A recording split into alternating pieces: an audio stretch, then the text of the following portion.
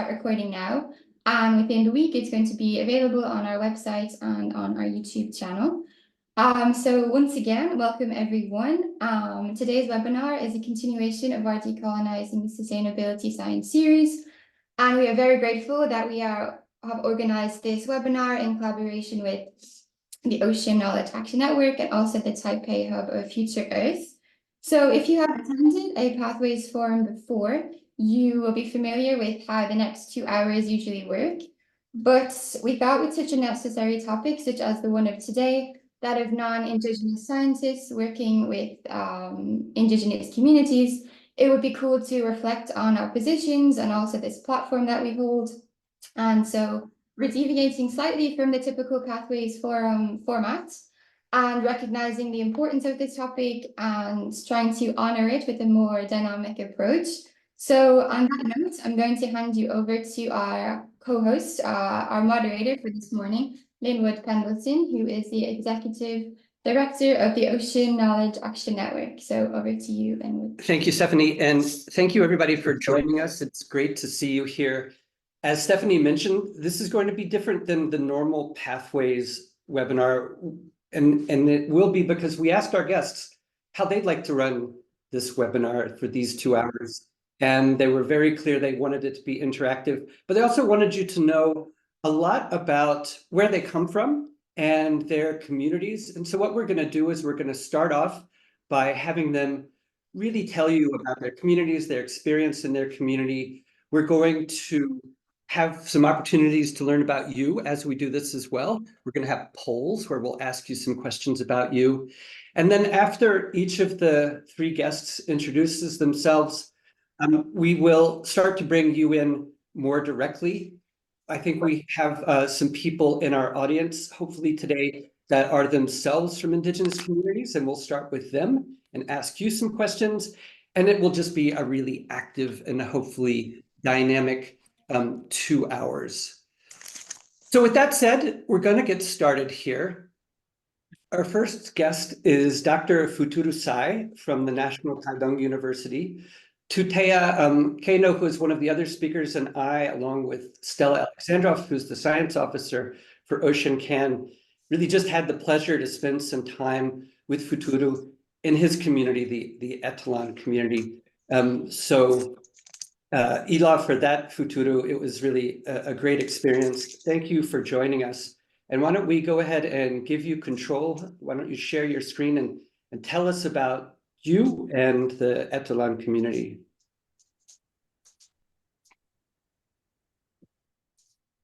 Okay, hi everyone. Thanks for joining this webinar. I'm going to show the screen first.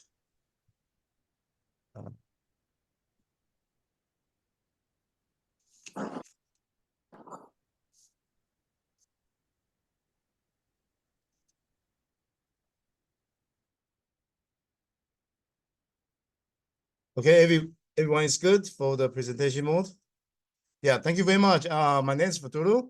Currently, I live in Taitung, in Taiwan, the southeastern part of Taiwan. I'm a professor in National Taitung University.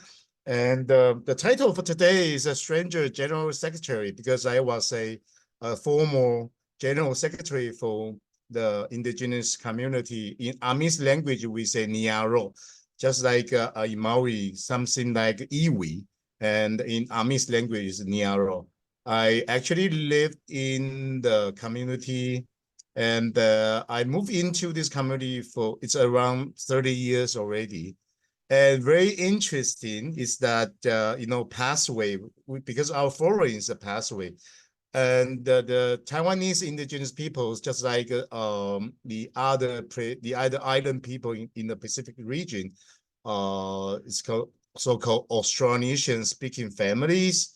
The pathway in the Austronesian language is Lalan or Jalan, which means the pathway. And every time when the younger generation, during the ritual, during the ceremony, the younger generation would always ask, where is the pathway? Ichuakulalan in Amis language, where is the pathway?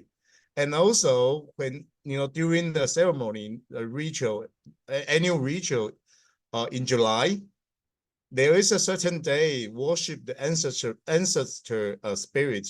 We also ask the ancestor that where is the pathway. So I find it is really coincidence about the pathway forum. So actually, I'm talking about my story a little bit. I rode my bicycle to Dolan, the village, the community I live in, Taitung right now. Yeah, in 1994, just after my graduation from high school. And then in the beginning, filming was a way for, of participation, because I didn't know anything about, the local people here.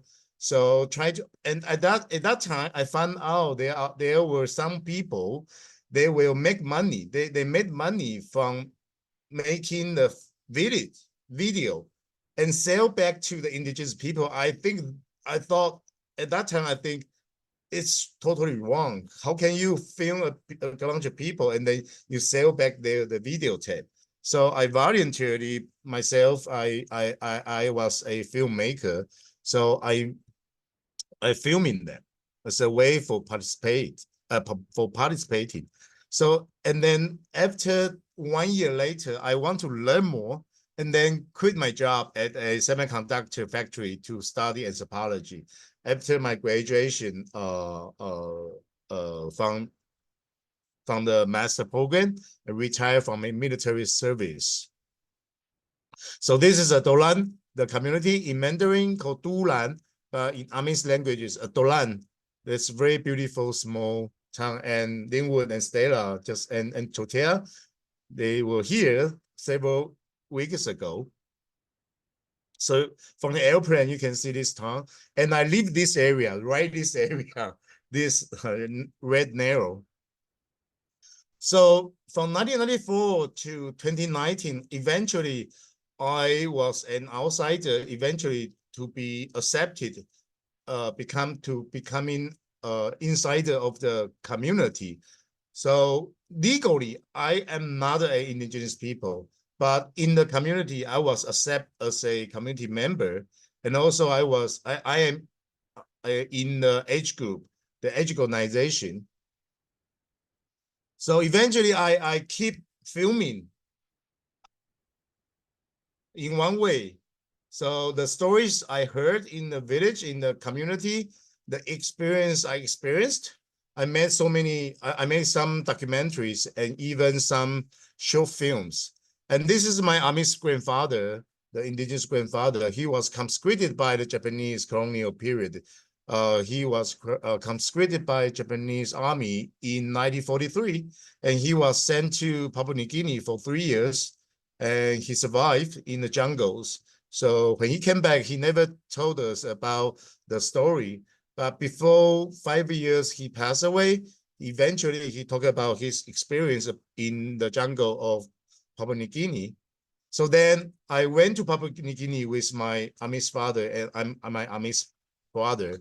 We made a documentary called From Dulan to New Guinea. So this is a trailer.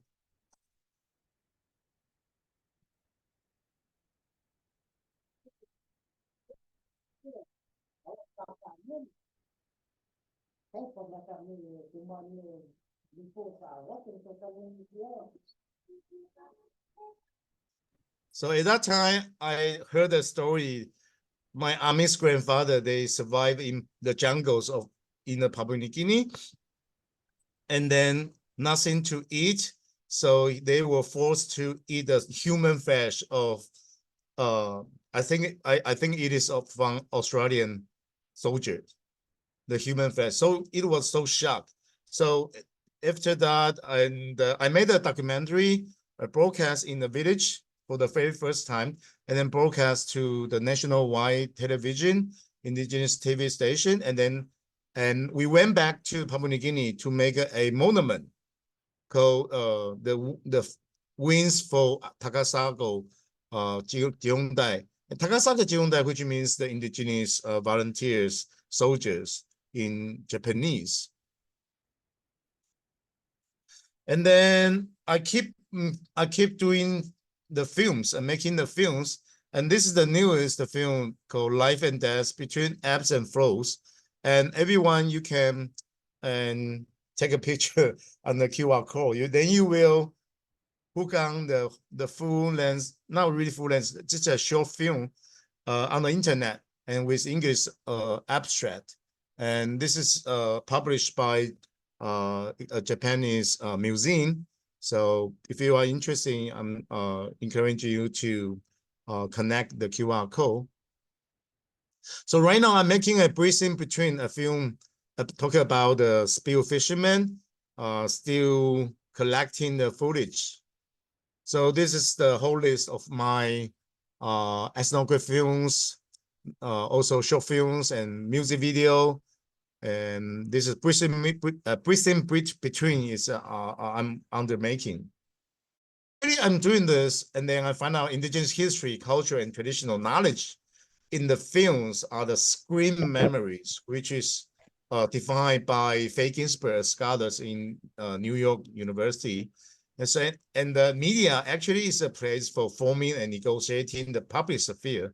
So in the beginning, I was a filmmaker. Eventually, I became part of the NIARO, the community, and participated in many activities, including many protests. And eventually, I moved into the community.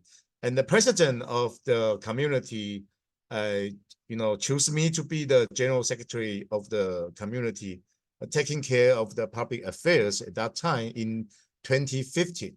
So you can see there are so many protests. It's a 2011 protest. And this is a 2017 protest to the government and to the private enterprise. They are trying to do some resort, build up some resort in the community's territory. And we also empower ourselves. We have regular meetings to deal with the public affairs in the community. Until now, every second Friday night, every month, we'll have this kind of regular meeting in the community. We also trying to seek the indigenous alliance with other indigenous community. And also we have that kind of calling for the youth to work together voluntarily. And eventually we have a mixed music festival funded by our young brother. He is also a very famous indigenous singer in Taiwan. His name is Sumin. So the next mixed music festival will be hosted in next, I think in September or maybe October in 2025. So in Taiwan, actually, we have law in the indigenous people's basic law. It's only basic, basic. And the Article 21, so when governments or private parties engage in land development, resource utilization, ecology conservation, and academic research in indigenous land, tribe, and their territory, say they shall consult and obtain consent by indigenous peoples or all tribes, even their participation and share benefits with indigenous people. Okay, this is regulated by the law. This is really fundamental. But the law is really fundamental requirement. And there are much more you should know, should understand, and should, because for myself, I also have to, report to everyone in the community before I'm going to do some research. For example, when Linwood they came to Dulan, actually several months ago, I have already reported to this proposal to the regular administration meeting to get the permission that make sure, including Linwood and Tutea, all the, Stella, and all the fellows from overseas, you will be welcome to be here. So you have to know something more. And I think the scientists, especially if you are not from the humanities or sociologist, I think have to understand and acknowledge that the indigenous people are practicing unique traditions retain social, cultural, economic, and political characteristics distinct from those dominant societies. So if you understand that, you will think that there are so many differences, and then you won't judge the difference right away, and you have to learn something from local people. So you need time to get in. You need to find your pathway. You need to find your la lan eventually, not right away. So you need to know friends. You need to know people inside the community. So scientists conducting research on the indigenous people must obtain their consent. That's basic. But you have to recognize and acknowledge the uniqueness of the indigenous peoples. And also, I think scientists must emphasize with the predicament faced by indigenous peoples, and ideally work together with them to address these challenges. For me, it is unacceptable for scientists to collect data and then disappear, and they don't have the kind of long-term relationship and commitment with indigenous people. And the third point I have to mention is that the methodology must be adjusted to suit the characteristic of indigenous societies. And that's what I thought about the pathway, the easier way. You have to learn much more than collecting data first, before collecting data, and then eventually you'll find your own pathway to work with indigenous people.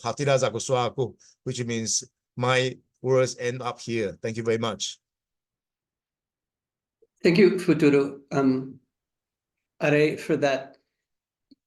You might want to just say take a few minutes to just describe how we introduced even the indigenous scientists that we brought to Etalon last month, the process that we had to go through the night before, and how we worked that day. Could you just say a few minutes about that? So I try to figure out how to, because I have two screens, I'm not familiar with Zoom. So could you repeat your question again? I would just say, I wondered if you could just summarize how you introduced all of our indigenous scientists that came to Etalon last month to the community. There was a lot that we did there that was different than what I've experienced before. So, so starting on Friday, and then the process of arriving with the elders. Okay. Actually, just like I said, that actually several months ago, actually from the initiation of our project proposal, we had that kind of idea to bring indigenous scientists abroad from the South Pacific, from other countries, and I remember I told Lingwood, I have to, I cannot decide it. I'm not the man to say yes or no. I have to present, I have to, report it in the administration meeting, and that everyone knows, and I have to get their permission. So that's the first step. So once they say yes, the president of the community and also the general secretary of the other young people, when they say yes, so I will tell them that I will work with you, Lingwood, and other indigenous scientists. So eventually, a couple weeks ago, you arrived on Friday night. So we had a real simple dinner for you. It's a welcome dinner, and then I introduced the Etalon community, the brief history and culture, and also we are doing the indigenous owned or indigenous managed marine protection area right now. The very first, we didn't know it could be the very first, but eventually we understand it probably will be the very first the marine protection area managed and designed by the indigenous community. So the second day we had a whole day in the seaside, and we have a ocean ritual traditional house, traditional ocean ritual traditional house, along with a cape, a Dulan cape. It's a the Amis people, indigenous people, we stay in under the inside the traditional house, and we send our young people to the entrance, and then our friends, our guests, they came from the entrance, and our young people stopped then and said, then ask, what are you doing here? What is it going to do? Right? So it's kind of a contact, and then so we had a welcome ceremony in the very first section, and then we had 3 sessions discussion. So I remember there were 9 Amis people, spear fishermen, and we had 9 indigenous scientists.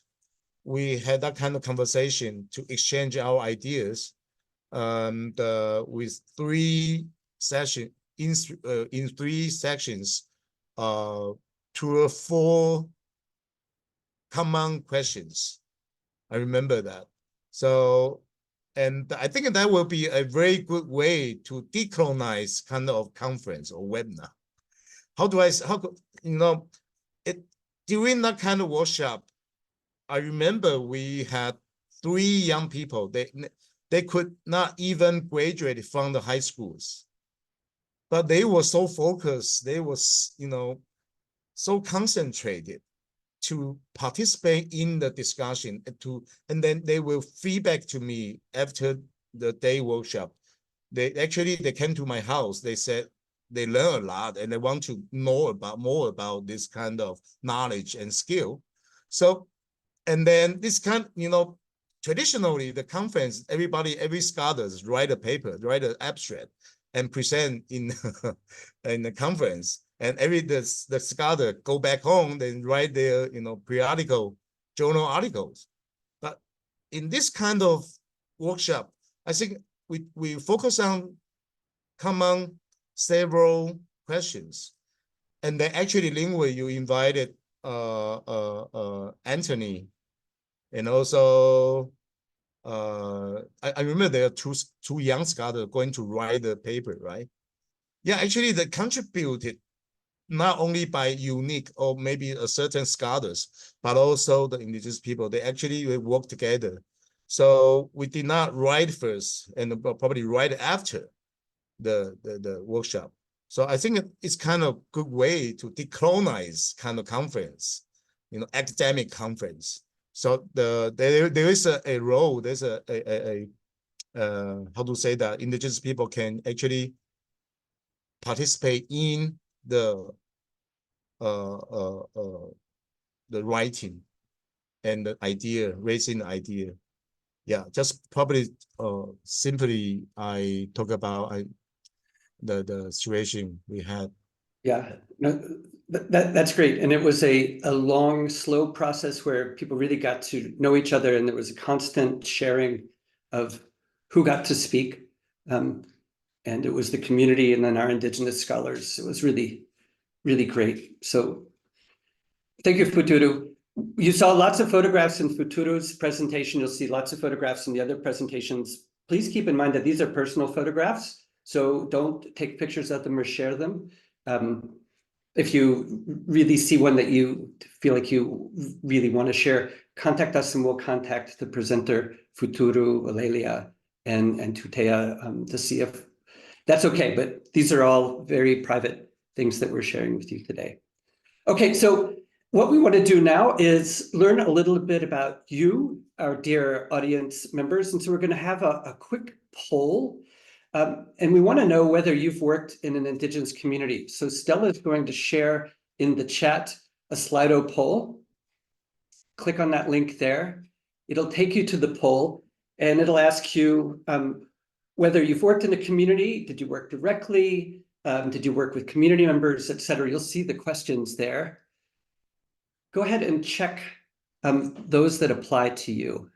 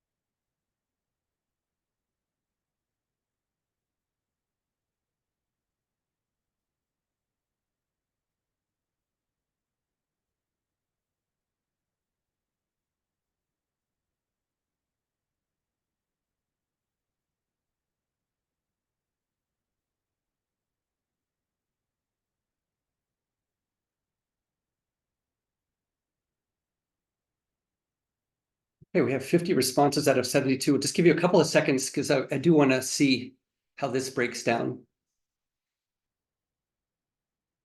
Quite a lot of you have worked in communities directly with community members.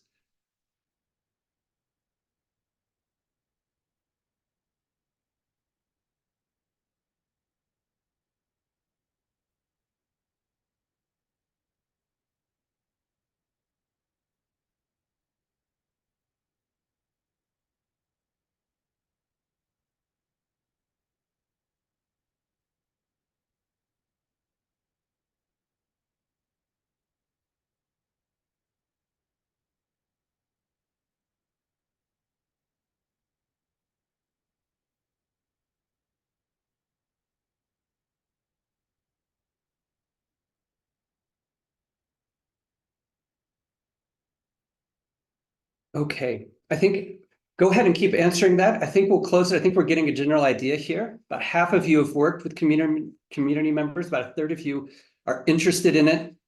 And 4 or 5 of you have worked in a community and are part of that community. And when we finish hearing from our guests, we're going to want to hear from you. And I know who some of those people are right there.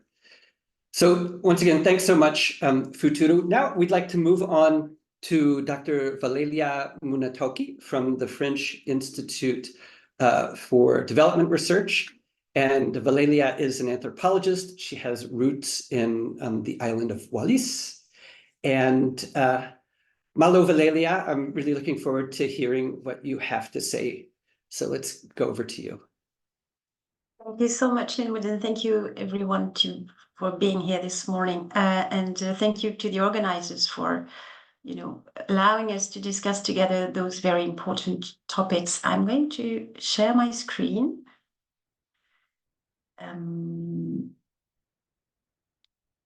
Yes, it should be this one. Is it okay for you? Okay. So as Linwood said, I am an anthropologist. My father was born and raised in the island of Uvea, which is the local name for Wallis and Futuna. But I was born and raised in France, and I went there as a kid for a vacation. But then I decided to devote my professional life to this territory. So I started working there 15 years ago.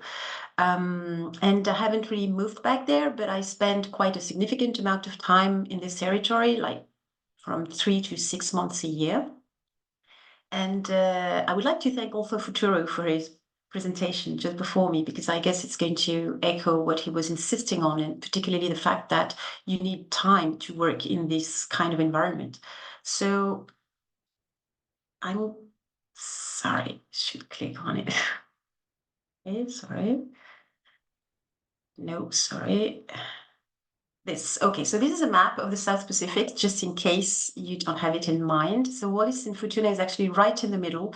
It's a very tiny territory. It's only two islands. So it's a French possession, which is lost in the middle of an Anglophone ocean. And so you have here New Caledonia, which is French as well, and French Polynesia. But today I will talk about this territory later. So these 3 territories are actually French, but New Caledonia and French Polynesia have some kind of political autonomy. They have their own government, their own Congress, so they are still governed by the French state. But they do have, some possibility of making local laws, for example.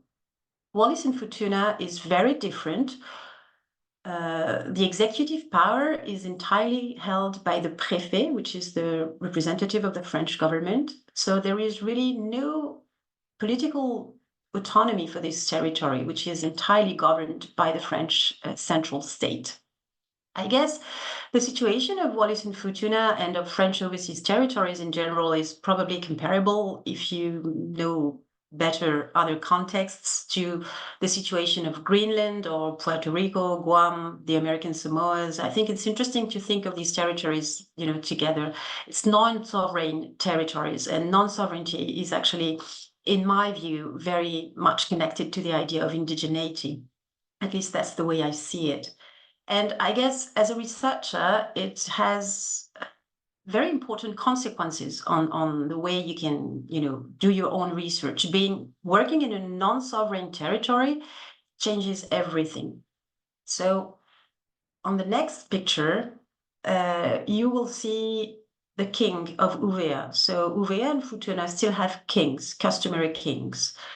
So this person here is Lavelua Patalione Takumasiva. It's the actual king of the island of Uvea, and his prime minister is here, and you have other customary chiefs here, and they face a French official representative dressed as a préfet. And so this picture could make you believe that the relation between the French state and the indigenous people is actually a good one, or a symmetrical one, an equal one. It is not. And I think this picture is really interesting because what we should keep in mind is that from a political perspective, this is a very asymmetrical relation. So the whole political power is held by the person dressed in white. And the person that he faces, the king, actually has no power whatsoever. He has some kind of power on land, because all the land in Uvea and Futuna is actually of autochthonous property. But otherwise, all the decisions, all the important decisions regarding the island are taken by the French state. And if I had something important to say today, it would be this. It would be that when people think of working in indigenous contexts, what they think first of is culture. So they are usually impressed by the idea of a cultural difference, and they think that they have to learn everything about the culture before arriving on the territory. My idea is that when you go to work in indigenous contexts, what you have to have in mind is that indigeneity is, of course, a cultural question. You do have different cultures, different ways of thinking, of speaking, of thinking, whatever, of doing things. But as an anthropologist, I should say that we are all humans. So there is no, of course, there are specificities, but there is no mystery here. Any human is like any other human. We don't like being humiliated. We don't like being not listened to. We don't like, so how to be polite in a specific context, you can actually learn with time, as Futuru said. But the most important thing for me is not about the cultural difference. What I want to say today is that indigeneity is about politics. It's about asymmetry in political power. And when you have this in mind, I think you can work in any indigenous kind of context. So for Uvea and Futuna, of course, there is local culture that I could talk about for hours.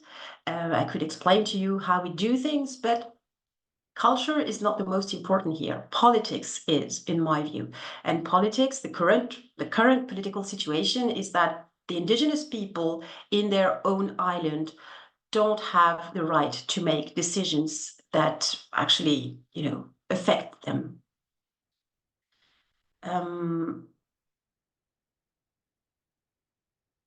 So this is what happened to me in 2018. Thank you for not screenshotting this picture. In 2018, the indigenous people in Wallis and Futuna actually discovered that the French state was planning on extracting mineral resources from the deep seabed. And this decision came from oceanographic campaigns, cruises that had been made way before in 2010, 2011, 2012. But the only person who knew about these oceanographic cruises, and which involved actually mining companies, was the préfet, the French representative of the state. And this is important for me to say, because as a researcher, when you want to go in these kind of territories, you're going to ask for authorizations. But the authorizations you're going to ask to people who actually hold the power. So you're going to ask the French state the authorization to work on an indigenous land or an indigenous ocean. And so legally, you're going to do everything right by the book because you have all the authorization from the French state. But that doesn't solve the problem, which is the indigenous people, the indigenous kings. They don't have any word in these decisions, and they are not consulted in these decisions. So as a researcher, you will have the impression that you're doing everything right, but in the end, you're not, because you're just reproducing the coloniality of the relation between the French state and the indigenous people. And this is what happens when indigenous people discover what is done behind their back, you know, protests. That was not a very good moment to go through, but I'll tell you more later if we have time. So this, on the contrary, is what happened in New Caledonia last March. I was there. This was a conference we organized on the Pacific vision of the ocean. So we had 15 different territories and states from the South Pacific gathered there. So what you have on the screen is, on your right, you have a representative of the Kanak community from New Caledonia, and facing him, you have representatives from the Wallis and Futuna community. And in the middle, you have a root from a tree, which is called the kava. So what happens is that we are in New Caledonia. So people from the South Pacific, from Wallis, who are in white, with white shirts here, they ask permission for entering the land, setting foot on it, and they ask permission to for, you know, talking. We are opening a space for speech and for dialogue by doing this. And once they have done this, they go behind the Kanak person here on the right, and then the other guests did the same. So this is usually called custom in the South Pacific. This is quite common if you know Polynesian spaces, or, you know, Oceanian spaces in general. But this should be seen, in my view, as basic politeness. I think it's very important to do it. It is necessary to do it, but this is not enough. This kind of ritual doesn't magically erase the political asymmetries that I was talking before. So once you've done this, you should be happy with yourself, but it's still basic politeness, and it's not enough. Once you've done this, you still have to be very aware of where you stand, and and of the fact that the indigenous people you work with usually don't have a word, like I said, in political decisions that affect them. And so this kind of ceremony is very common now, and I think it's more and more done by research institutes and, you know, researchers in general. People become more aware of the fact that we have to do these kind of rituals to enter a community and to respect the way people actually build dialogue. But like I said, it is necessary, but certainly not enough. And I think it's interesting that we can discuss this together. That's it for me. But I'll be happy to answer any questions. Thank you. Thank you, Valelia. I have a couple of quick questions just while we're in the moment with your presentation. You used both the terms autochthonous and indigenous. Are they equivalent, or is there subtle difference between the two? I don't make any difference for myself. They come from different traditions. Indigenous is very much in use in South America. So people speaking French or Spanish, they would use indigenous very, very often. Autochthonous, this should be checked, but autochthonous, I guess, more comes from the UN discursive tradition now. You know, this international supranational view on autochthonous people, and the whole conference of the UN. But so for me, they are synonyms that I myself use quite indifferently, but I prefer autochthonous for some reason. But this is a very interesting debate. And in French, autochtone has different perspective as well. It's very widely used in sociology, but not for indigenous communities, rather to talk about people who would be born and raised and live their whole life in the same place, usually in rural areas. So that's it. But I do consider them as synonyms. Okay. And then you also, gift giving was an important aspect of that ritual, the cultural ritual you described between the Wallisian people and the Kanak people. What about with scientists? What is your recommendation for gift giving for scientists who come to a community and work? Well, scientists do usually try to do their best, from what I've seen. So they follow the advice from other indigenous persons in the territory. They usually, I mean, coming with gifts or not, that's not the most important in my view. The ritual, at least in Wallis and Futuna, the gift is not the most important part. As you have seen, it's the root of the tree that then gives, the beverage, which is the kava that you drink when talking. So it's not about some kind of, gift really, but it's the idea that you show that you are aware that you are not at home and you have to ask permission for being here and for being able to talk, and in particular in public or with other persons. So I don't have any specific advice. It's just that, like I said, the most important thing is not about knowing all the specificities of the culture, because from what I have seen, people in Wallis and Futuna are actually very forgiving. They know when people are strangers, they know when people are Europeans, they know that, they don't know. So they don't expect you to do everything right by the book, like really as if you were an indigenous person. So making small mistakes or not being exactly, as you should do it is not a big thing. But it's the idea of showing sincerely that you know that this is not your land. This is not for you to decide. And as a researcher, you always come as an intruder. And as Futuru said, we have seen way too often over the years people coming, collecting data, and then you never hear from them again, and there's no commitment whatsoever with the community. So the most important thing is it's not about the gift that you bring on that first day of your research. It's about how you sincerely engage with these issues and how you show that you are really aware, like I said, of the political symmetry, of the political question in general, of inequalities, socio-economic inequalities, and how you really want to commit on the long term with the people you work with and give them back what you have earned thanks to them. Because there is another gift that you should be able to give. It's not this gift in this ritual, it's your own work that should go back to the people who have helped you building it. So if you don't want to be extracting things from indigenous persons in a very colonial way, you have to be able to give them back what they have given to you. And I guess that's the gift that counts the most, in my view. Yeah, it's so beautifully put, and it's juxtaposed with your extracting minerals. But a lot of times scientists come and extract knowledge and then take it away.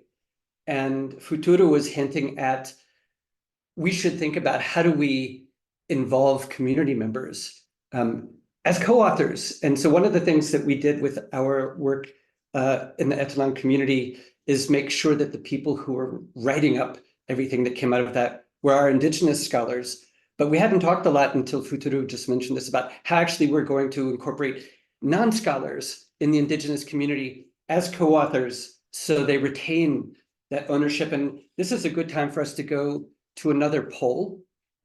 So Stella's going to put up another Slido link here. We want to know, especially for those of you who've worked in these communities, how you wrote about your work there, and were you a first author or were you not a first author? Have you co-authored with an Indigenous colleague? That's the real question.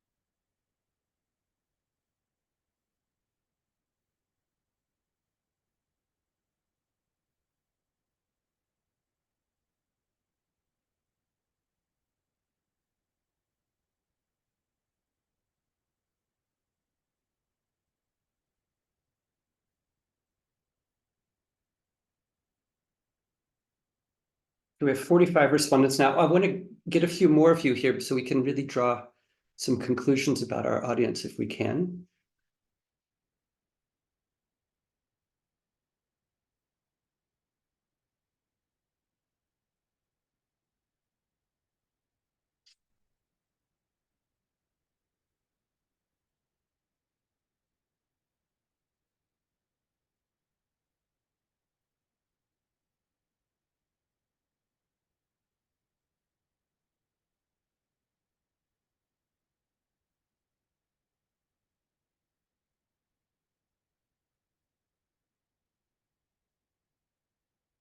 See if we can get up to 60.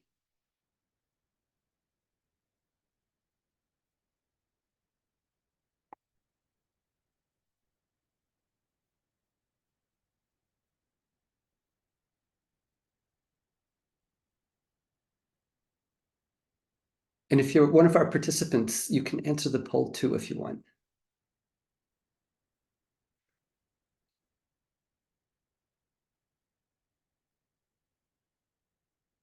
Okay, I don't think we'll get to 60, but the vast majority of you, nearly 80%, have not co-authored a paper with an Indigenous colleague.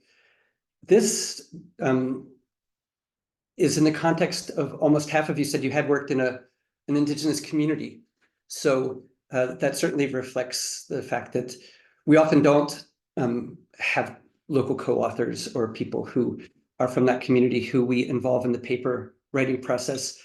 And of course, it's not only important to make sure that you're sharing the credit and sharing control over this knowledge, it's also respect, and it brings new perspectives to your paper. So really, really interesting to see that here. Okay, thank you, Stella. Next up, and the third of our guests is Teriitutea Quesnot, who is a professor of geography at my university in Brittany.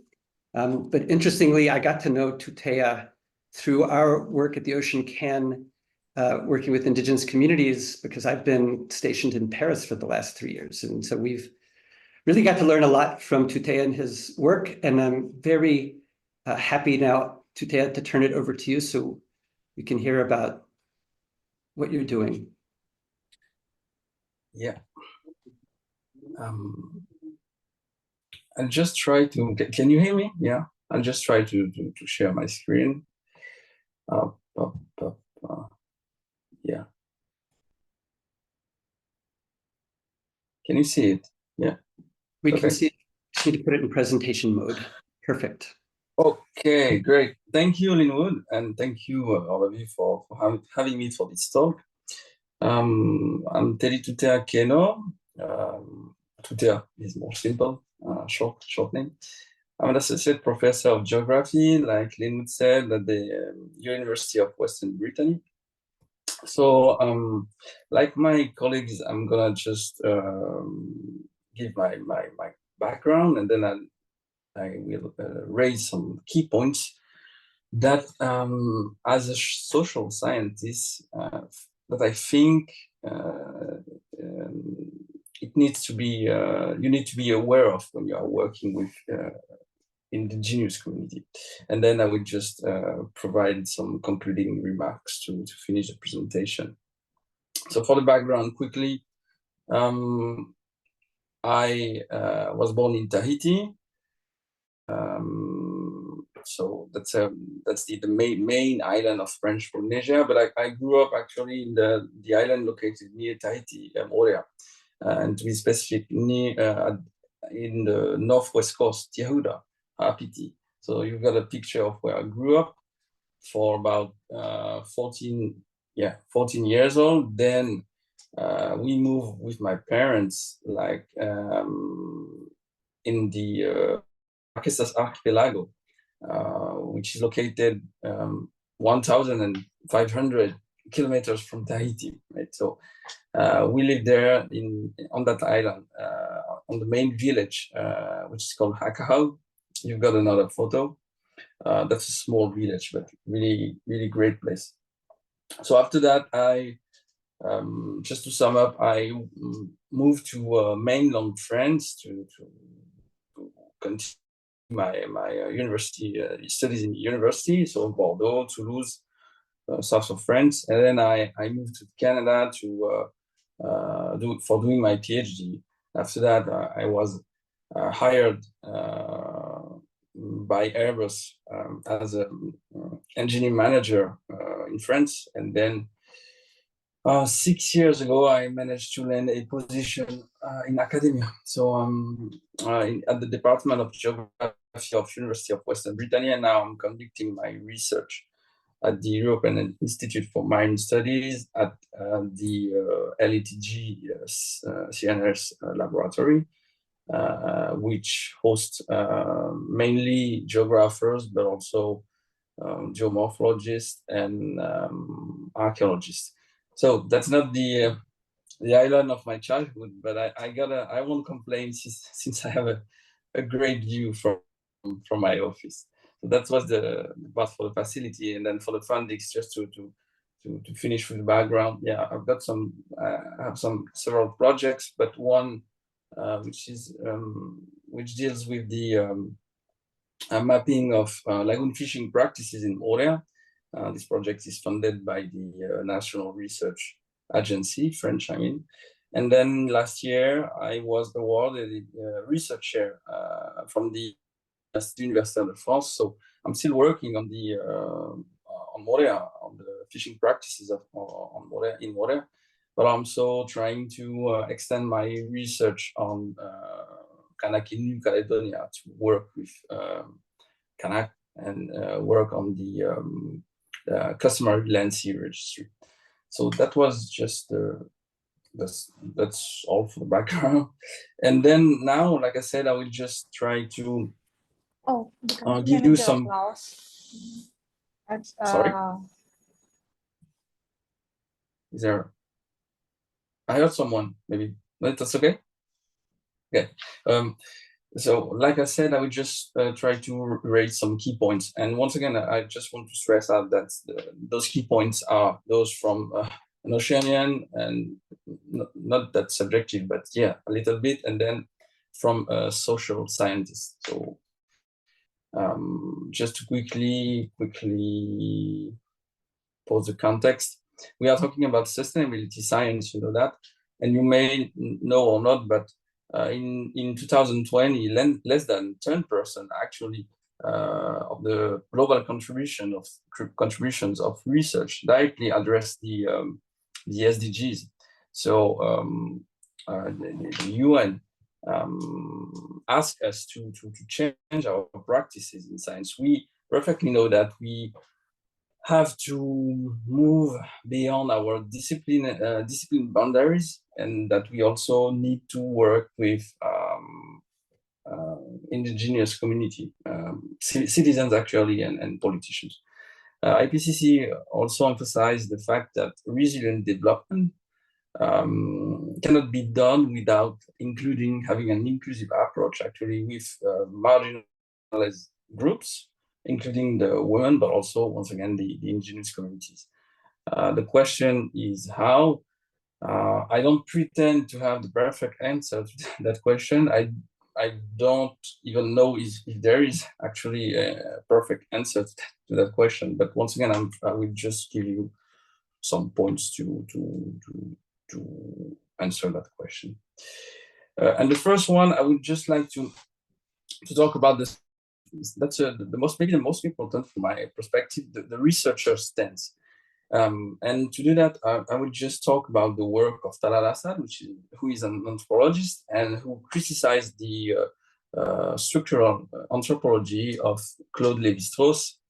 And for Claude Lévi-Strauss, just to sum up once again, the anthropologist is someone who is actually able to reveal some kind of hidden structures that indigenous communities are not aware of. And actually, you've got the same stance in cultural geography in some way. like geographer is thought as someone who is able to unveil some kind of special hidden structures from the discourses of the indigenous, using mapping, using spatial analysis. And from my perspective, we need to get away from that stance. You're not, you cannot just have that sense, and it echoes what Futuru and Valelia said. It takes time. You need to be engaged in the communities. You need to build trust, and you need to, get away from that stance.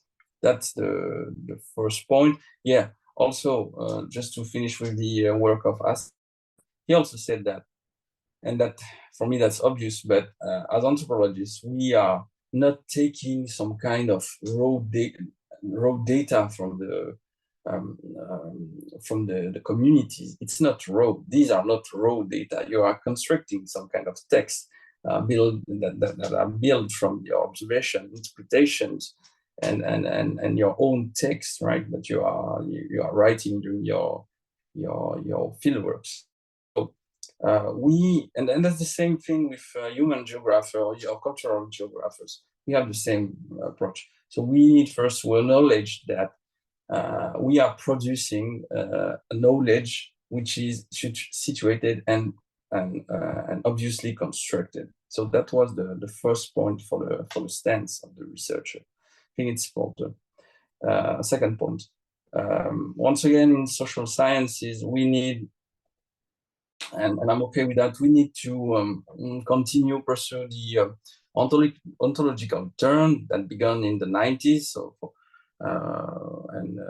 began in the 90s with the work of Vivero de Castro and Philippe Descola. So for those who are not aware of that, just to be quick once again, this ontological turn, actually that's a shift that challenges the traditional view that actually split nature and culture.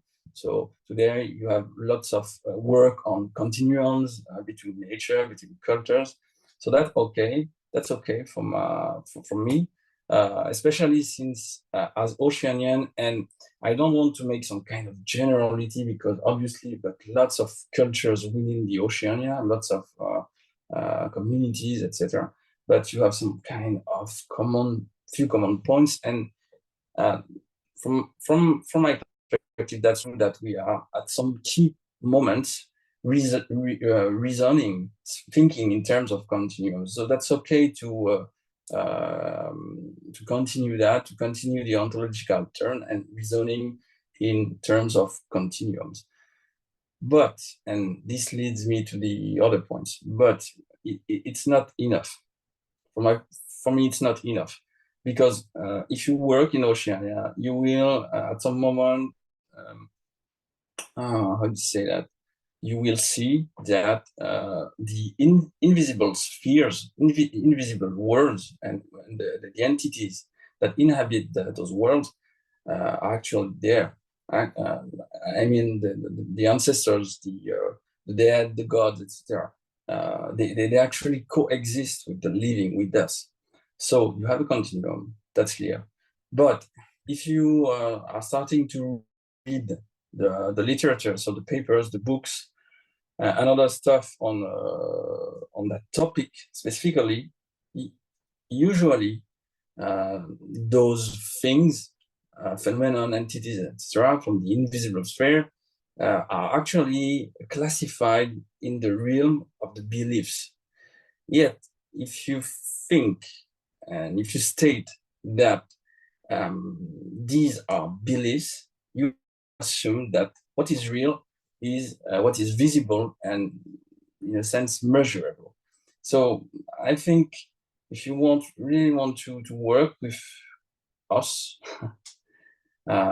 you need to question your own vision of reality first. What is real for you, and is it only what you can see? And let me be clear with that. It's not about actually affirming or posing the existence of the invisible entities or phenomenon, and by the way, opposing those alleged rationalist that claims their non-existence. It's not about diving in that debate. It's just acknowledging that for us, for the Oceanians, those entities, phenomenon, which are not visible, are actually really experiences at some times, once again, at some times, not every time.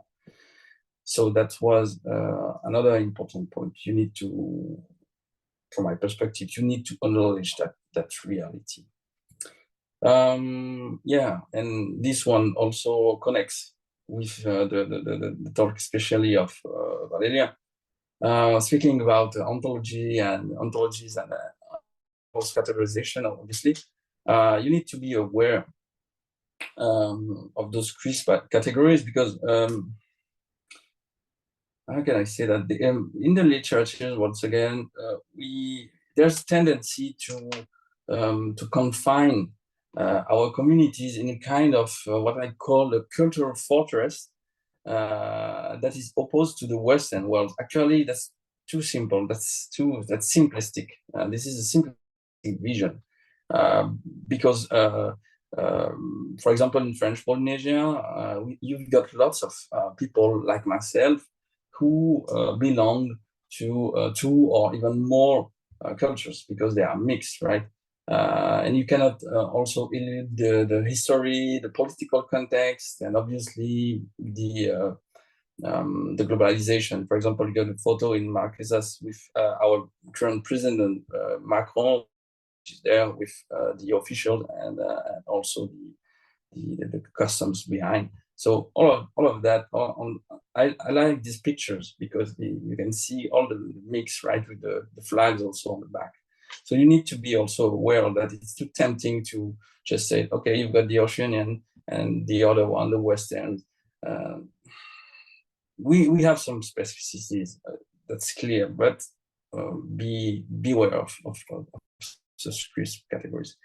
I'm finishing here, but the indigenous knowledge. I just wanted to say something because it's important also to keep in mind that what we call indigenous knowledge is actually embodied, situated, embedded in a large network of relationships. You've got some photos of the fieldwork I conducted with my PhD students last year on Morea. We were just with the fishers. I like to say fishers and not fishermen, because you also got some women, lots of women who fish, and that's great as a fishers. And we were trying to get more to know a little bit more about their practices of fishing, where they fish, how they fish, and we asking them to draw using some drawings, diagrams, whatever they want, but not classical maps. And even though we knew that, we soon realized that it was not enough, because exclusively, I mean, all the fishers we work with, they simply ask us to, after the session, the drawing session, to go with them with the fishing at the fishing session, so they can show us what they are doing, how they are doing it. So this clearly leads me to the other points. And yeah, another slide on mind body artifacts. I just wanted to say that, yeah, you cannot, on that context, you cannot also, you can split the body, the mind, and the artifacts, the objects on a conceptual level, but in practical way, you have to take all of these spheres together, and especially for obviously indigenous knowledge. And this leads me to the last point of mythos or methodologies. Yeah, so obviously the example of Freya, I just said, it speaks for itself. You cannot just conduct some kind of, from my perspective, once again, some interview is not enough. But you also have to be cautious with the methods you use. You've got pictures of a workshop that was conducted by the municipality of Morea for reshaping the marine protected areas that are located within the lagoon of Morea.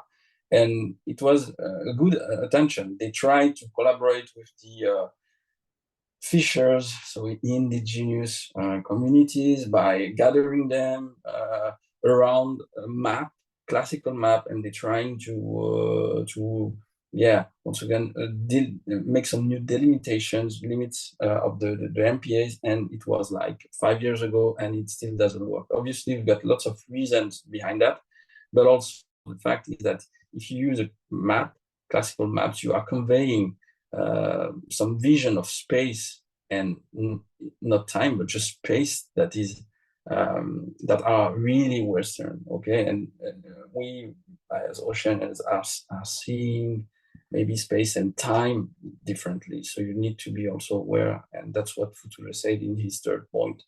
You need to have some adapted methods. So just for the concluding remarks, I would just say, that those were my points. From an Oceanian perspective, social scientists, and obviously we can talk about that and have some discussions around those key points. So thanks for your attention. That's all for me. Great, Maruru Roa. Hey. You brought up so many good points, and one of the things that you said that really stood out to me was this need to recognize that we bring our different perspectives of reality when we come into these indigenous communities. And you mentioned it in the context of sort of anthropological knowledge, but really, don't you think it applies to all aspects of the environment and nature and things like that? Which is obviously, I'm okay with that. But I just wanted to stress and to specify from an anthropological and geographer perspective, since this is my domain, and it also applies to other kind of science. Also hard science. We are talking about the extractivism. That's the same way. From the researcher stance, if you how can I say that? If you are okay with that such kind of approach, and by the way, in ODI, we had the fishers I'm working with, they had lots of researchers, even in hard science, that came and just made some interviews, and then they just disappear. And if you can do that, it means that you have a stance that is not really adapted to that. That's from my perspective. Once again, you cannot, if you change your perspective, your stance, then you won't have an extractivist approach. But it takes time, and you know that it takes time building trust, and it's not a linear process, like all my colleagues just said. But it also applies obviously to other spheres of science and beyond science, because we are just like scientists, but we are all humans, right? After all. Yeah. And it reminded me of something Futuru said, and I'm going to ask you, Futuru, to share about this, but what you perceive to be reality depends on where you look, when you look, and how you look. And Futuru, you have this great story about when the scientists came to the Etolan community, asking about where the fish were. Could you tell that story? Okay. Actually, it was a funny story. It reminds me that actually there was a very famous fishery scientist in Taiwan. He's really, pioneer and expert. And so he has a lot of students, actually maybe teaching in the university, working in the, fishery research institute. So every year, so many years, he was the kind for the fishery department of the government to investigate the fishery resource, or maybe we can say marine resource around Taiwan marine area. So Etolan community was selected because, in 2022, because of the Etolan community, we decided to pursue that kind of indigenous marine protection area project. And then so their team came to our community, try to do the reef check to collect the data of our marine resource. So before the investing team, before they scuba diving into the near shore, the sea, and so on the coast, they encountered our local fishermen, free diving fishermen. So the investors, they asked the free divers, I mean, local armies, free divers say, hey, do you know where we can get lobsters? And then when I saw this sentence on the report, I mean, the investigation, the report, and I saw it was really funny because in our community, we never tell the outsider, even the, the community member, we won't tell other people where is the lobsters, because it's a secret. It's a secret, or maybe it's a secret place for some certain fishing group in the community. So actually we know where is the lobsters, but we won't tell anyone. And then put this sentence on their official report. It's really funny for me to read this kind of statement. So that's why, and then actually they did not see any lobster when they did the reef check. So on their report, they said, oh, this area there is no lobsters in this area. So everyone just laughed when we saw the report. Thanks, Futuru. That was the one I was thinking of. That was great. I want to open it up now to the rest of the audience, and I want to start first because I know we have a number of people in the audience who are themselves from Indigenous communities, including some people from our Ocean Knowledge Action Network. If you have a reflection or comment or question for the panelists, please raise your hand and I'll call on you. Unmute.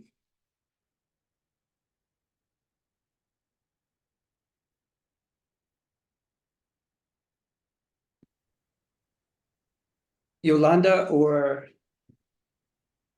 Anthony, Liam, do you have any questions?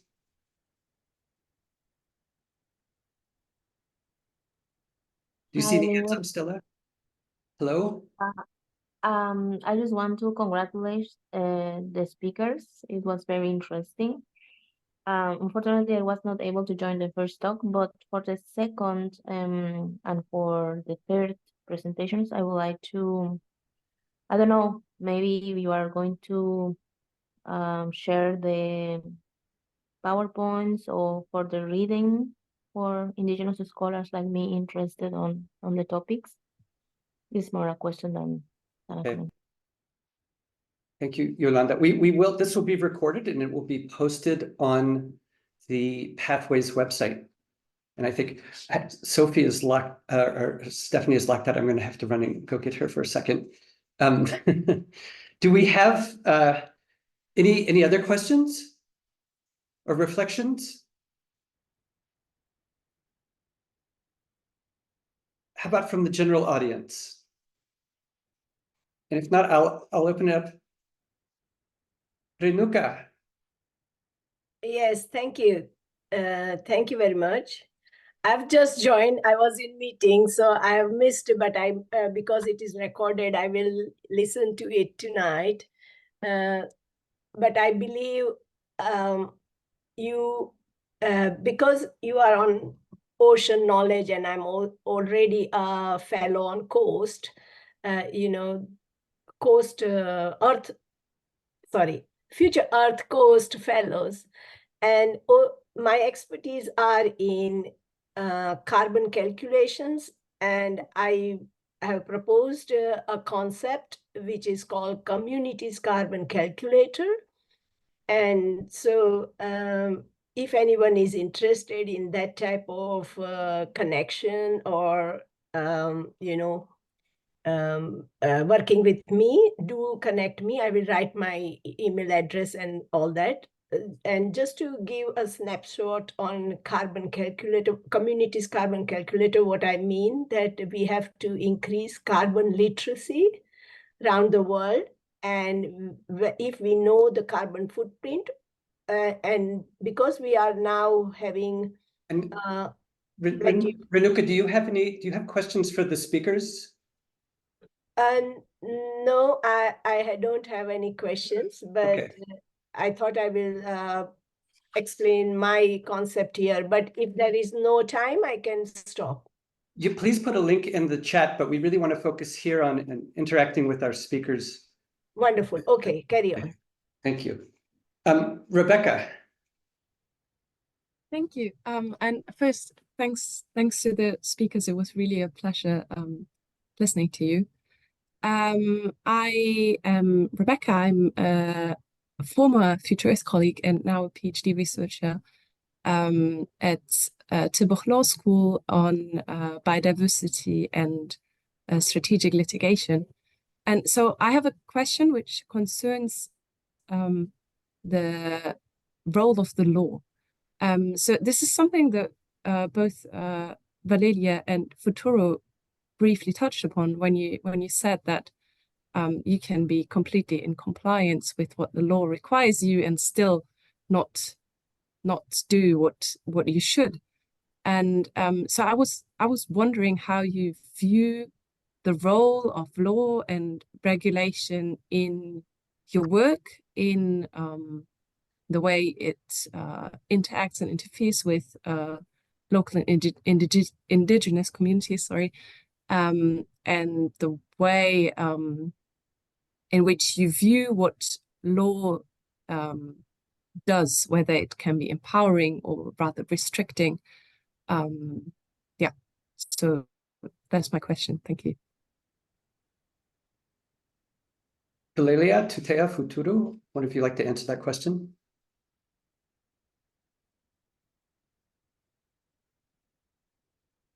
If nobody's going, I can. Thank you so much for this question. It's a very complicated subject because you have various levels for the law in general. So you have kind of international frameworks that seem to be protective, from the UN or from other supranational bodies, and then you have for the case that I presented, you have the French law, which is you can't avoid, and I have encountered a very interesting case lately, which is the one of a patent agreement on biodiversity in Wallis and Futuna. And what happens is that the Nagoya Protocol that you might know about actually protects indigenous communities from, rogue patents on biodiversity. But in the case of Wallis and Futuna, the legal and political framework is so peculiar that actually the one who is going to send the patent agreement is the préfet, is the French state. So the idea of the whole Nagoya Protocol, which is now included in the French law, is to protect indigenous communities. But what happens in reality is that the French state is just protecting its own interests. And we cannot, and it's a real legal problem. So if you want to talk about it later, I would be really happy to do that. This is a case in point. You have the law, but you can't apply it. Or it doesn't work because the political framework is unmanageable. So law is good, but when it's actually usable, I guess. So what is your suggestion, Valelia, and also Teriitutea and Futuru, about how to make sure that you're complying with local customs? And do you need a formal agreement? Do you need to talk to the chief? What do you need to do to make sure you're following the indigenous rules? Finish rapidly because I started. My idea is that you have to be ready to ignore the law sometimes. To do what's right, you have to understand, you have to ask indigenous persons what is good for them, how the decision affects them, how your research affects them. And even if it's not written in the law that you should do that, you should do it anyway. So it kind of requires a knowledge of the context you're working in, but you have to be able to do things that are not written in the law and that are not legal obligations. And then, you know, it's not in your hands to decide what the law is going to be later. But I don't know, that's it. Yeah. Great. Well, we might even come back to that because I think other people have questions about Yeah, that. I would like to say something about Futuru. to respond to this question. Yeah, actually, it is a complicated question about the law, because I believe, yeah, the law just a start point that raise that kind of awareness that you should do something before you enter in indigenous community or indigenous territory, and especially as a scholars. Because in Taiwan right now, actually, we do have that kind of law to require all the scholars, if you do something, you will affect that kind of human, and then you should propose your proposal to be reviewed in the ethical community committee. But sometimes the law is a problem per se. I mean, the law basically designed by the settlers government, I mean, by the dominant society. They imagine all the indigenous community following the same rules, the same regulation. They have the kind of romantic imagination. For example, in Taiwan, all the proposal need to be approved by a document after a community meeting, and every community member should go to the meeting to vote to say if yes or no. But it's really disturbing to indigenous community people, because everybody is busy for surviving in the community. No one will join, no one will participate the community meeting every night or every weekend. In Atolang, in my village, it's around maybe 3 or 4 months as one community meeting in probably 4 months. And then that would say 4 times in 1 year. If you didn't submit your proposal before then, you have to wait for another 4 months. So actually, some community, they change their rules. We don't have to submit every requirement to the community meetings, and they will give you an official, but the condition is that you have to come to the administration meeting. So that will be every month we have one administration meeting. So once if everyone in the meeting agree with that, then you can get the permission from the committee with a official letter. So sometimes it will change, but still, if the government say, "Oh no, it's not by law, it's not approved," but we will tell the government, "Yes, we are the government for our community, and if we say yes, that's yes, and you don't have the right to refuse that, the kind of permission from the community." Yeah, that's the way how we did it right, or how we do it right now. Yeah, thank you. Great. Thank you, Futuru. Samira, introduce yourself too, please, Samira. Hi, everyone. Thanks so much. This was a very informative seminar. I'm from India, and I work with an indigenous community in the southern state of Karnataka. My question was to Futuru.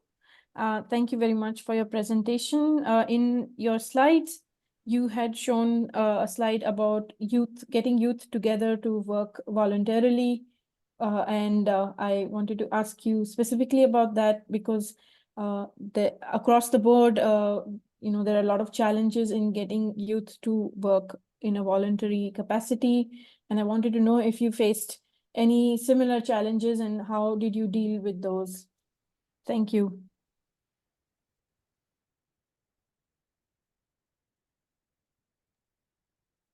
Thank you, Samira. Last year I went to India for a conference over there. It was so amazing. Thank you very much for India.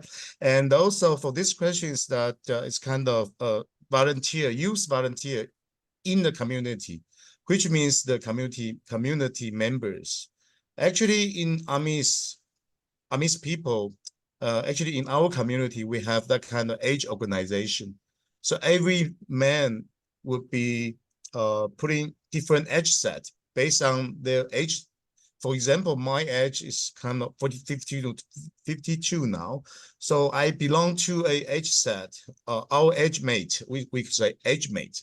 In Amis language is kaput, it's around 5 years. So my age mate is around 52 to 48 in this range. So that's a kind of tradition, and it's like a custom social organization. And we try to revitalize that kind of traditions. And then in the because in the old days, the traditional organization only works during the ritual, during the 5-day ceremony. But 10 years ago, we tried to revitalize. No, 30, nearly 25 years ago, we revitalized the community, revitalized so the age organization, and try not to do it only during the ceremony, but try to do it in everyday life. It becomes a practice because during the colonization process, the indigenous community, for example, the age organization supposed to be the political government, should be the military, should be the soldiers, should be the farmers to take care of the, should be the fishermen. But sometimes the new government can, and everything was changed. The police station was set up. So try to revitalize, to go back to take it over and try to do it in daily life. So it takes time, takes 25 years. And right now we have the younger generation, even my son, he has to do the volunteer work for the community too. It's kind of a long-term revitalized nation. Yeah, thank you. Thank you very much. Thank you, Futuru. Minaya. Thank you so much for your presentations. I hope you can hear me. It was really, really interesting.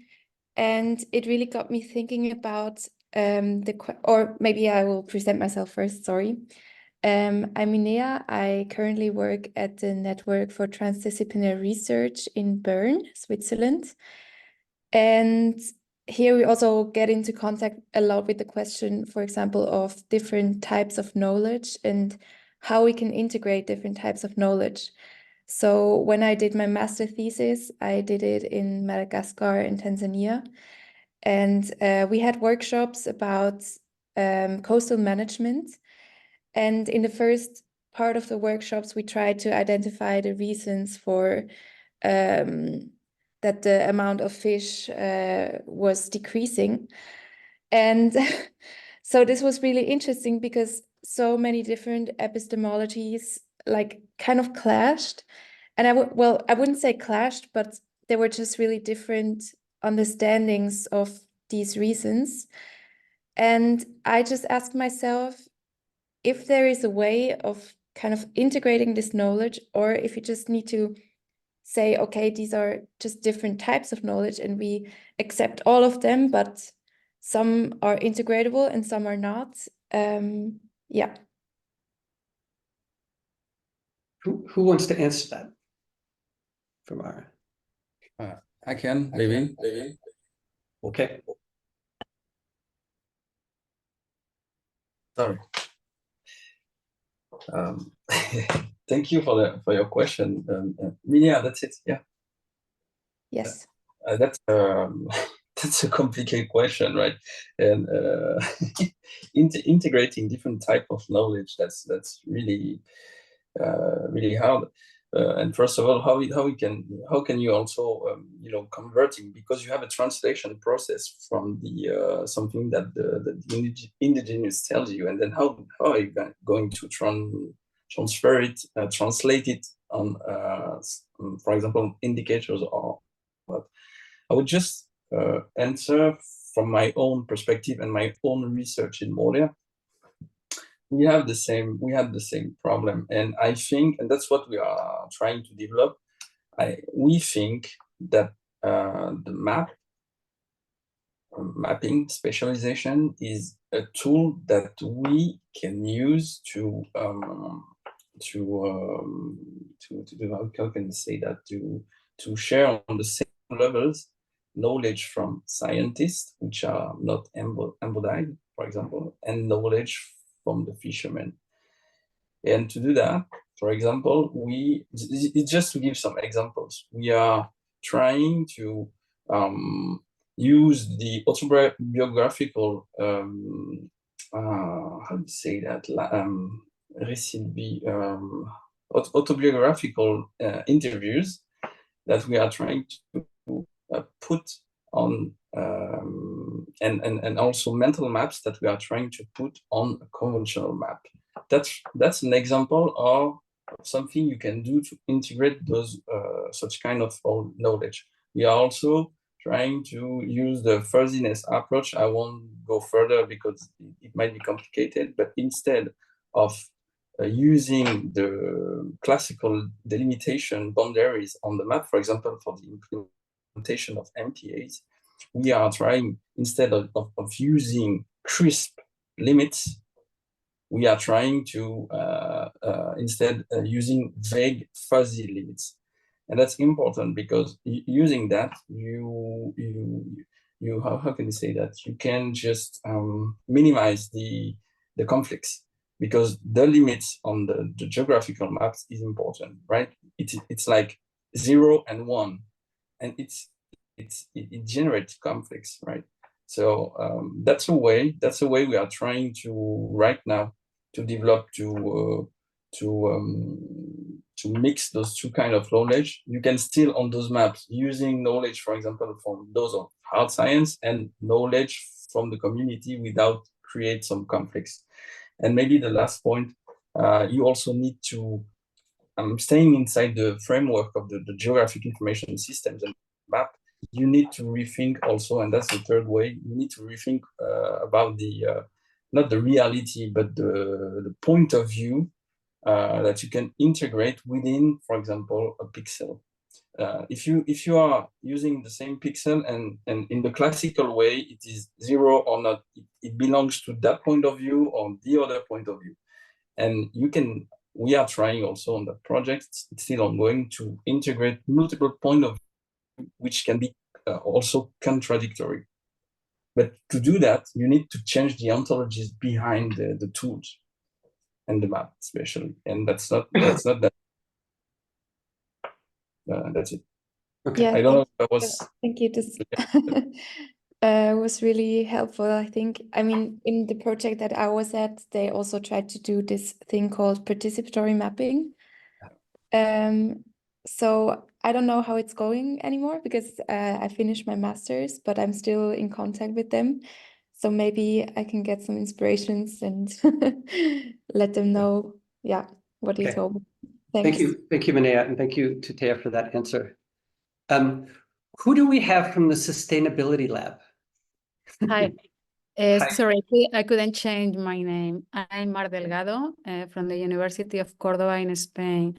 And I want to tell you that I'm here with 11 students from all over the world that are also listening to you, right? So my question is, okay, we have been talking about extracting knowledge from indigenous communities, about the way if we act as colonizer or not. I would like to ask the speakers if you can share any good experience on how to devolve this knowledge, because, right, I work a lot with indigenous communities in Latin America, and that is always a question I do to myself. What is the best way to devolve the knowledge that, let's say, we have gathered or extracted from them, and how to make this knowledge, because yes, I can go back and tell them what was the final result of our research or wherever, but that I tell that to 15 people, 50, 100 people at one single moment in time. And there's not our traditional ways of storing knowledge, is papers, is websites, is normally in a language that is not their language. So how can we make this knowledge really useful for them for the future? Any good experience you can share on that? Thank you. Really good question. Who wants to take that from the panel? How do we get this knowledge back to the community in a way that they can use it? since it's theirs. I can say something. Please. I'm very sorry because I can't think of a good example of good practices. I really wonder if there is a possibility for some kind of fair trade between researchers and indigenous communities. I am a researcher myself, so I still continue to do research. But what I'm saying is that I think it's really hard to get to this ideal where we give back everything that we do, because as researchers, we collect data and we write papers to build our own careers and not to give it back to indigenous communities. So probably a good way, or at least not that bad a way to do it, is to really work with indigenous people and try to write with them.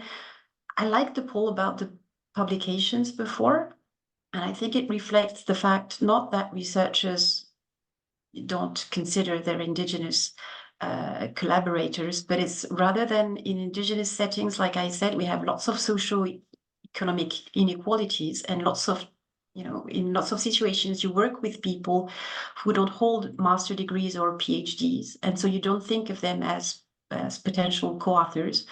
But probably we have to overcome these situations and try to integrate people who don't fit the researcher profile and consider them as researchers, as real collaborators, and rely on their view on what should be shared or not. Because we talked about knowledge a bit before as well. What is complicated with this idea of sharing knowledge, and including the scientific knowledge that we build, is that, as Tutea said, and Futuru as well, lots of this autochthonous indigenous knowledge is actually secret or not told to everybody, or only shared by a segment of the autochthonous population. And what I have in mind right now is that it's really hard for us as Western researchers who are pressured by our own institutions to do open science. And that comes directly in conflict with the autochthonous communities, because they don't want to share their knowledge. They don't want to have their knowledge put in databases that are open to the whole world. It doesn't work this way. So there is this problem as well of what we can share. And I don't know, I haven't replied at all to your questions, but it's thanks for asking, because it's really complicated and so interesting. But I'm sorry, I don't have good advice to give you on this. Thank you, Valelia. And Futuru, it seems like you've used film. Yeah, in the beginning, but I never thought about, because I was not a scholar before when I, got invited to in this community 30 years ago. But eventually, because I found out that the film and media is a way of how to say that, it's a way to raise the public awareness, and my methodology is, just do it, which means it's kind of, because I learn the knowledge by practicing.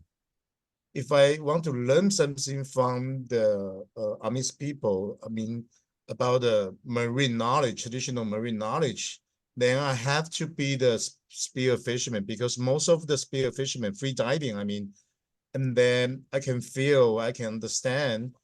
It's kind of so I said it's not a way, because indigenous knowledge learning is not a way from, sometimes, for example, in Taiwan, indigenous people, there's no characters before.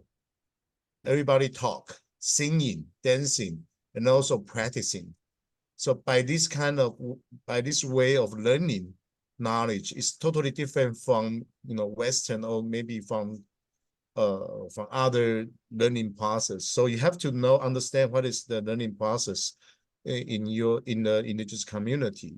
So in my ways, that filmmaking is a way, but try to introduce different people, to try to be a bridge, introduce people to learn from indigenous people from in my community, and they feel confident about, some of my young brother told me that I only graduated from junior high school, but I was invited to a university in UK to teach them how to do barcodes, to do some traditional art, traditional storytelling.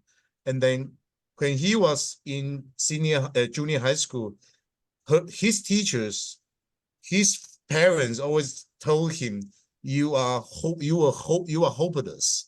You cannot study, you cannot read.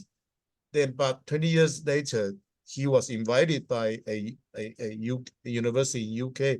So I think in my community, I just try to do the bridge, try to introduce different people to learn something in the community, and also try to practice day and day in everyday life.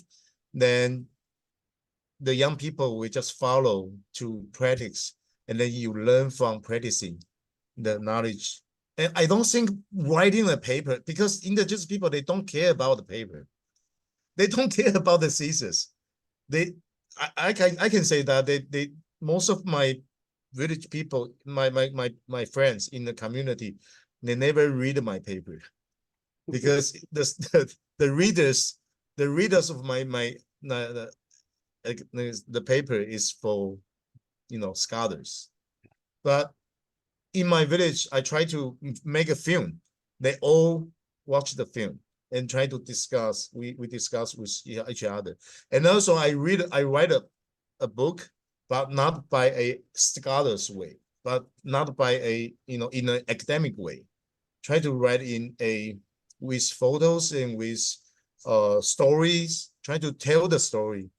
Yeah, that's what I do here. Yeah. Thank you. Thank you, Futuru. And this also reflects there's been this conversation that's been going on in the side that was started by Smith about how do we find new ways of collecting information when our computer as an interface or even paper doesn't really work well in indigenous settings. And you mentioned that there's a lot of knowledge in songs, a lot of knowledge in dance. And so film is another way, I think, of collecting that knowledge. But that's I think, a whole nother webinar that we could get into with that. We have a couple more questions and then we need to wrap it up. So Marta. Hi, just wanted to say thank you to everyone who spoke. I'm Marta and I just finished my master's, where I did my master thesis actually in Huahine in French Polynesia, studying the Rahui. And I'm currently writing a proposal for a PhD to carry on some of the work that I was doing. And I was wondering, this kind of is a follow-up question to the question that was just mentioned, but, you know, aside from working with, like the researcher I would be working with is from French Polynesia, he's Indigenous, but what other things, like I want to make it clear in my proposal that I want to come from a stance of reciprocity and of everything we've kind of been talking about. So do you have any tips on the before actually going, because I won't be meeting people if I do interviews unless I have the funding to do it. So it's all just I can't introduce myself yet because I don't know if I will do it. So how do I set this up in the right way? Thank you.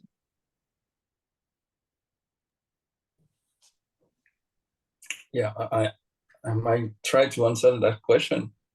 And thanks for the question. It's good to hear that you are working on the island of my mother, Huahine. I didn't mention that. That's cool. Maybe I'll just give some few words about our project, one of our projects in Orea, because it's in French Polynesia too.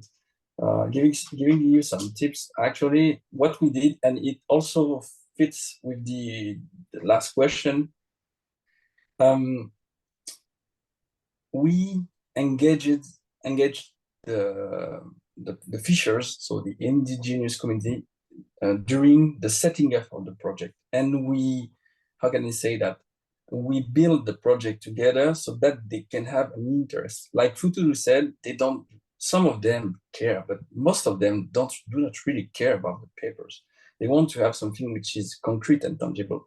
In the example of the project in Moria, we are designing some maps with them and for them, so they can use such new kind of maps, because these are not classical maps. We are using, like I said, fuzzy logics, but other aspects, so they can bring those maps in front of the politicians, and so that the politicians can better understand the way they think, the way they experience the lagoon and the fishing, and so they can, in the end, reshape the marine protected areas in the lagoon of Moria. So just to say that, so you need, from my perspective, once again, it's okay if you try to get them some interest, so they can understand their own interests. So they will have something they will be interested to get involved in the project, right? So if they don't have so much interest, you will return in the extractive approach. So you need, it's not about at the end of the project or during the project, what we extracted, how can we return that to them? It's at the basis of the project. Say, how can we set up the project so they can have some interest and then follow and us. It's us more than you and them. It's us. How can we move throughout the project? But that's not easy. But I think that's something you could draw inside your proposal. The kind of building, setting the project at the beginning with them, and especially since you've got some experience already during your master in Hawaii. That's it. Great, thank you, Tutea. And we had a couple of good questions. I mentioned Smith's question, but there were lots of questions that have arisen about how do we interact in a way where we can collect data, the spatialness, the spatiality of information, because we tend to work with crisp boundaries, but that's not how everyone else thinks. So I really encourage you to get in touch with each other. There's a question from Dipti that I'll go to, but before I do that, I want to launch a map here in Stella will launch it for us in the chat. Please go onto the map and put where you're from. And if you want, put your name and your contact information. We'll leave that map live, because I think a lot of you want to be talking to Tutea. Others of you want to talk to Valelia and Futuru and talk to each other and keep this conversation going after we leave. So go to that Miro board, work on that after we wrap up here. And then Dipti, if you have a very, very short and concise question, we have time for that. Yeah. Hi, I am Deepti from India. I just had one particular question that are there any particular climate financial models which take into account these diverse knowledge systems? And I wanted to little understand about the financial landscape and how much does it encounter, or are there any best examples which we can look that these have been the innovative financial models which are based on the principles of taking into account the traditional ecological knowledge and the rights of the indigenous communities from their perspectives as well. Thank you. Thank you. And before we turn that over, just a question of clarification for you, Dipti. Are you thinking about philanthropic models, or are you thinking about compensating people for their knowledge? No. It's the financial model, that how the finances are being navigating by the multi-development banks or the development institutions. So how is that landscape model with respect to the indigenous, encountering indigenous perspectives? And is it a favorable system, or are there any particular models from the development institutions which one needs to look in to understand this landscape more precisely? Okay, let's turn that over. Does anyone from the panel have any knowledge about financial systems as it relates to working with indigenous communities?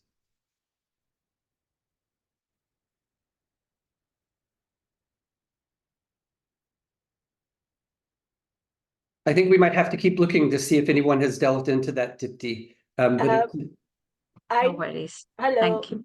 I can just share one thing that we touched, but there is very soon there is a meeting for that on 29th and 29th May, between 29th May and 1st of June in Bonn, and that is going to be the first meeting for the financial mechanisms for indigenous people. Mm. So look out on UNFCCC website. Thank you. Thank you, Renuka. That's very, very helpful. I want to give our panelists just a minute if you have any reflections that you want to share before we wrap this up. Futuru, Tutea, or Valelia, any last things you want to say that have come to mind? Well, I should say thank you again, and I really agree with what Tutea said just before, which is that the fairest way to do things is to build research projects with communities who are involved, and starting things, from, if you do things from the start with people, that's actually the best way to do it, and you navigate from there. So that's what I would say. But thank you again to everybody. Thank you, Valelia. Yeah, me too. I would like to thank you, everybody, especially Linwood, Stella, and Stephanie.